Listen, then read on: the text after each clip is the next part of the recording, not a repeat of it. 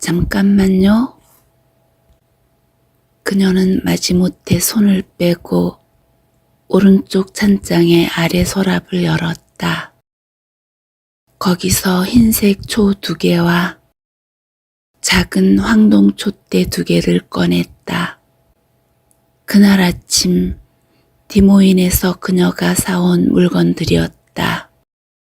그녀는 그것들을 식탁 위에 올려놓았다. 그가 다가와서 초를 하나씩 기울여서 불을 붙였고 그녀는 천장에 전등을 껐다.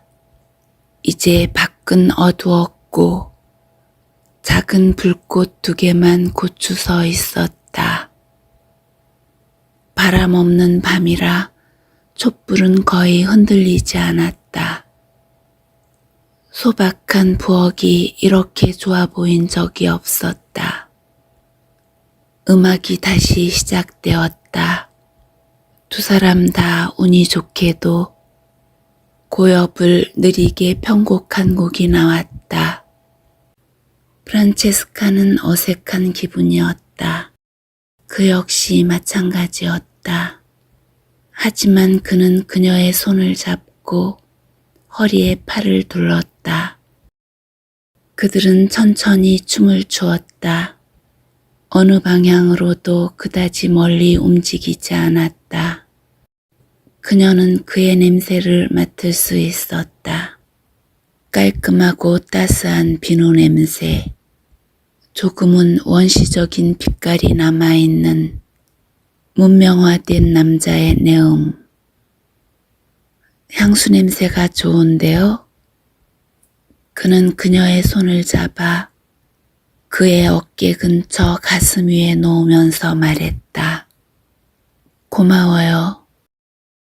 노래가 끝났지만 그는 계속 그녀를 껴안은 채 방금 연주된 멜로디를 콧소리로 흥얼거렸다.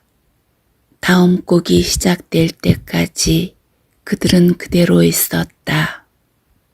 킹케이드는 자연스레 그녀를 춤으로 이끌었다. 춤이 계속되는 동안 어디선가 매미가 울어댔다. 9월이 오는 것을 불평하고 있는 것 같았다. 그녀는 얇은 면 셔츠 사이로 그의 어깨 근육을 느낄 수 있었다. 그의 존재가 성큼 다가서는 느낌. 이렇게도 가깝게 느껴본 사람이 그녀에게는 지금껏 없었다. 2 사람이 함께 시간을 보내는 동안의 언제인가 그는 자기가 마지막 카우보이 중에 한 명이라고 말한 적이 있었다. 그들이 뒷마당 펌프 옆 잔디에 앉아 있을 때였다. 그녀는 그런 그의 말을 이해하지 못했지만 묻지 않았다. 그는 말했었다. 시대에 낙오될 수밖에 없는 그런 사람이 있습니다. 그럴 수밖에 없는 피를 몸에 지닌 사람 말이에요. 세상은 조직화되고 있어요. 지나치게 조직화되어서 나 같은 사람은 끼어들 여지가 없죠. 모든 것이 제자리에 있고 모든 것이 한 자리씩을 차지하고 있죠. 내가 갖고 있는 카메라 장비만 해도 굉장히 조직화되었다는 것은 인정하지만 그 이상의 것에 대해 이야기하는 겁니다. 규칙이니 법률이니 사회 관습 같은 건 말입니다. 정부의 권위, 통치력, 장기 계획, 예산이니 하는 것들, 우리가 동료라고 믿는 것의 협동심, 주름진 정장과 꼬리표가 달린 세계 말입니다. 모든 사람이 다 똑같을 수는 없어요. 어떤 사람은 다가오는 세계에서도 잘 적응하겠죠. 하지만 어떤 사람은 우리 몇몇은 그렇지 못할 겁니다. 컴퓨터와 로봇이 활개치는 세상에서 말입니다. 옛날에는 우리가 할 수 있고 우리가 하게 되어 있는 일이 있었죠. 누구도 어떤 기계도 할 수 없는 일이 있었어요. 우린 빨리 뛰었고 강인하고 재빨랐고 공격적이고 끈질겼습니다. 예전에는 용기가 있었죠. 우린 멀리 창을 던질 수 있었고 맨손으로 싸울 수도 있었어요. 틀림없이 컴퓨터와 로봇이 세상을 운영할 겁니다. 인간은 그런 기계를 통제하지만 거기에는 용기나 힘 같은 것은 요구되지 않지요. 사실 인간은 이제 필요치 않아요. 필요한 것은 종족을 보존시킬 정자은행이고 그런 세상이 지금 오고 있습니다. 여자들은 말하지요. 남자다운 남자를 이젠 찾아보기 어려워졌다고요. 그러니까 과학이 섹스의 자리를 대신 차지한다고 해도 별로 잃을 게 없죠. 우린 자유를 포기하고 점점 조직화되어 가면서 우리 감정을 하찮게 여깁니다. 효능과 효율성, 지성적인 기교 같은 것만 강조하죠. 자유를 상실하면서 카우보이가 사라졌죠. 아메리카 라이언도 얼룩 1위도 함께 사라졌죠. 이젠 방랑자들이 설 자리가 거의 없어지고 말았습니다. 나는 마지막 카우보이 중에 한 명이죠. 내가 하는 일이 어느 정도의 자유를 줍니다. 며칠 동안 보셔서 아셨겠지만요. 내가 마지막 카우보이라는 그 사실을 슬퍼하진 않습니다. 오히려 그렇게 되고 싶어 하죠. 하지만 어차피 이렇게 되었고 우리가 자신을 파멸해서 구할 방법은 그것뿐이죠. 남성 호르몬이야말로 궁극적으로 이 혹성의 문제를 일으키는 주범이라는 게 내 생각이에요. 다른 부족을 지배하려는 힘을 행사한 것이 남성이었다는 건 다른 문제예요. 또 미사일을 만든 것도 다른 문제고요. 하지만 지금 우리가 저지르고 있듯이 자연을 파괴시키는 힘을 가졌다는 것이 진짜 문제라고요. 레이첼 카슨이 옳아요. 존 미르와 알도 레오폴드도 옳았고요.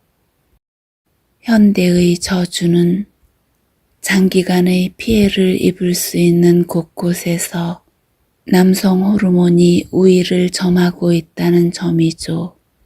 국가 간의 전쟁이나 자연 파괴에 대해 이야기하지 않더라도 우리를 서로 이간시키고 우리가 주의를 기울여야 할 문제에서 멀어지게 하는 그런 공격력이 존재한다는 게 문제이죠. 우리는 그런 남성 호르몬을 어떻게든 순화시켜야 해요. 그렇지 않으면 적어도 남성을 제어해야 합니다. 유치한 일은 집어치우고 성숙해져야 할 때가 되었어요. 난 그런 것을 깨닫습니다.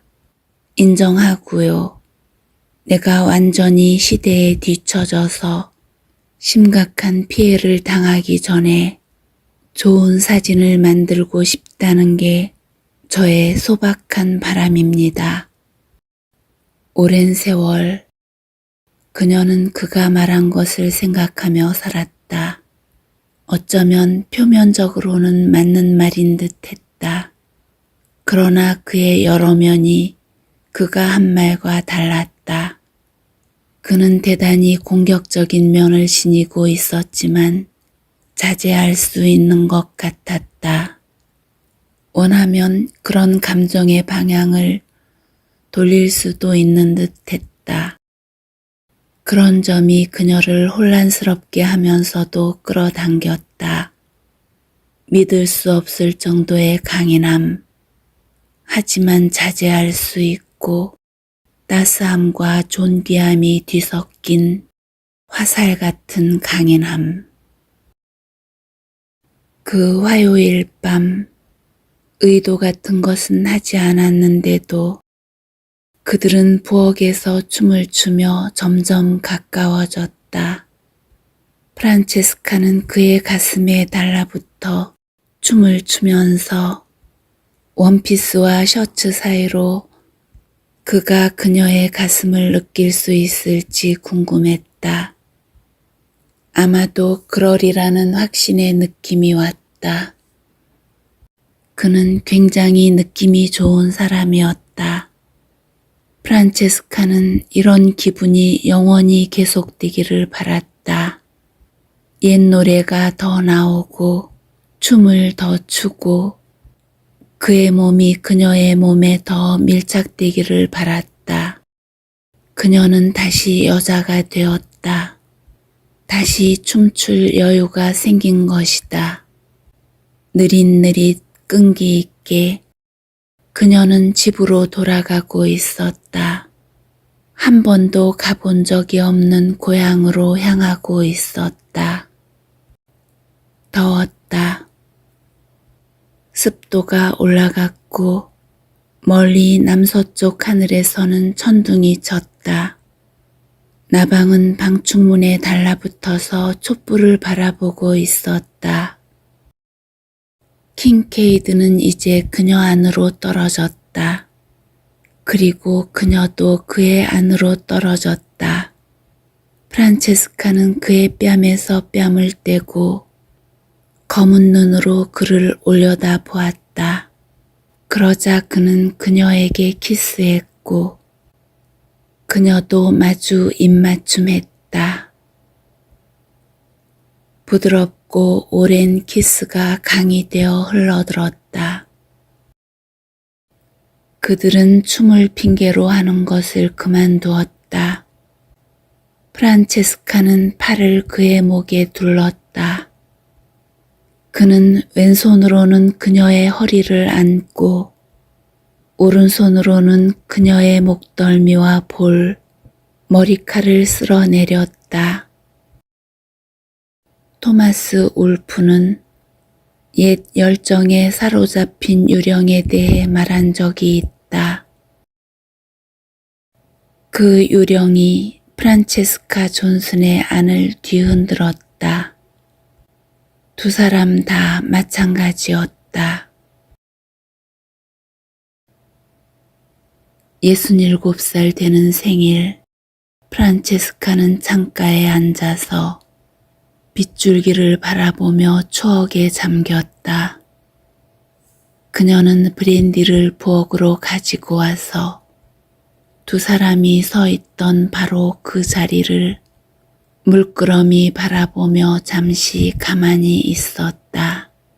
마음속에 감정이 넘쳐 흘렀다. 언제나 그랬다. 얼마나 강한 감정인지 오랜 세월이 지났건만 감히 이렇게 자세히 추억하는 것은 겨우 1년에 한 번뿐이었다. 그렇게라도 하지 않았다면 짓눌리고 짓눌린 나머지 프란체스카라는 존재 자체가 산산이 부서져 버렸으리라.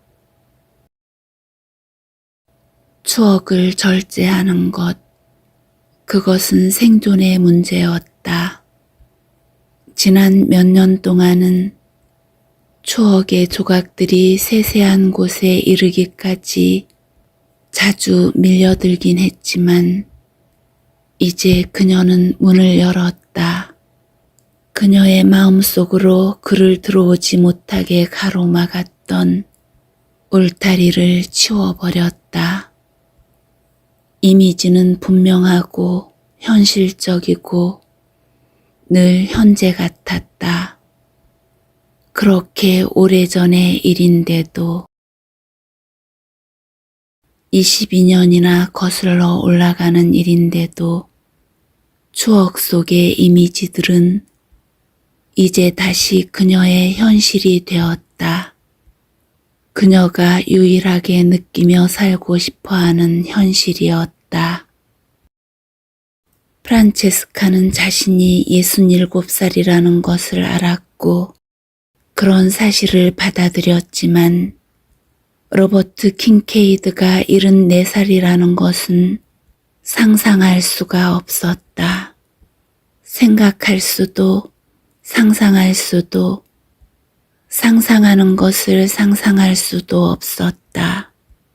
그는 여기 바로 이 부엌에 흰 셔츠를 입고 긴 잿빛 머리를 늘어뜨리고 카키색 바지와 갈색 샌들 차림으로 은팔찌와 은목걸이를 목에 걸고 그녀와 함께 있었다. 그는 그녀를 껴안고 여기 있었다. 프란체스카는 마침내 그의 품에서 벗어났다. 그들이 서 있던 부엌의 그 자리에서 벗어나 그의 손을 잡고 위층 쪽으로 이끌었다. 계단을 올라가 캐롤린의 방을 지나고 그녀의 침실로 들어가서 침대 옆의 작은 독서등을 켰다. 이제 그 오랜 세월이 흐른 지금 프란체스카는 브랜디를 들고 천천히 계단을 올랐다. 오른손으로 난간을 잡고 오르자니 그와 함께 계단을 올라 복도를 걸어 침실로 들어가던 추억이 되살아났다. 그녀의 마음속에 박힌 이미지가 너무나 또렷해서 그가 사진으로 찍어 놓은 것 같았다. 그녀는 두 사람이 침대에 들어가는 꿈 같은 장면을 떠올렸다. 그가 어떻게 껴안았는지, 그의 가슴이 어떻게 움직였는지 생각했다. 그는 동물이었다. 우아하고 강한 수컷이었다. 겉으로는 그녀를 지배하기 위해 아무것도 하지 않았지만 그녀를 완전히 그 순간 그녀가 그랬으면 하고 원하는 방식으로 지배했다. 하지만 그것은 육체적인 차원의 이야기가 아니었다. 그를 사랑하는 것은 영혼의 차원에 속하는 문제였다. 그는 모든 면에서 그녀를 소유한 것 같았다. 두려운 것은 바로 그런 점이었다. 처음에 그녀는 로버트 킹케이드와 무슨 일을 하든 가족과 메디슨 카운티의 생활에 얽힌 자기의 일부분이 그대로 남아있을 수 있으리라는 것을 의심하지 않았었다. 하지만 그가 그것을 모두를 가져가 버렸다. 프란체스카는 그가 트럭에서 내려 길을 물었을 때 그것을 알았어야 했다. 그때 그녀는 그가 마법사 같다고 생각했다. 그녀의 처음 판단이 옳았다.